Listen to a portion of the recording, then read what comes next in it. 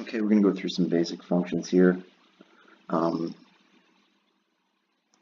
Track management will be the goal. I'm going to select this track here. It's got a lot of cars on it.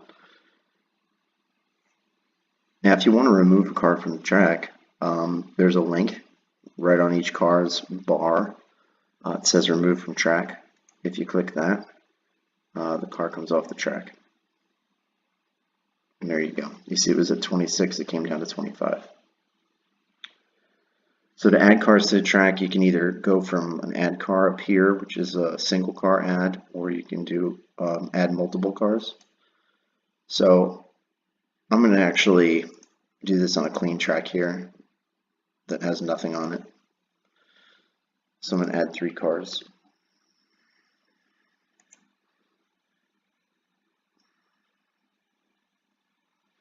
And there you go.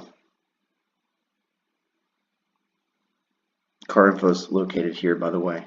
You can look at any alerts on more early warning. There is none. More DDCT incidents, if applicable. So that's how we add cars to a track and remove them from a track.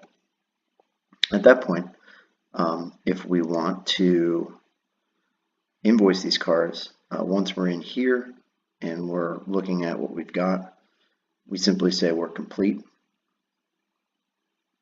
Mark it as complete. It's going to take us to a completion screen. The completion screen just has the details. From there, there's another option here. You can either reopen it back to the track. You can select your track here that you want to reopen it to. You can view the repair card, export a 500 byte file, or go to invoice management.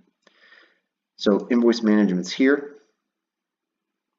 These are a list of all the invoices. If I want to create a new invoice, I click on create invoice up here. I'm not going to even bother with that. I'll take you into an existing open invoice though. We'll go in here and use this one as an example. To get into each invoice, simply double click the row, which I just did. That's going to take me in here. Now you can see there's different tabs here. BRCs to invoice, BRCs on invoice, etc. Now any card that I've added will be in here. These are all sortable.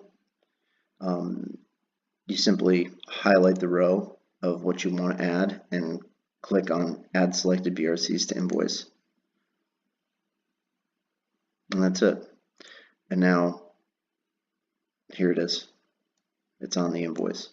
If you want to view the invoice, you can click here, view invoice. That'll download a PDF.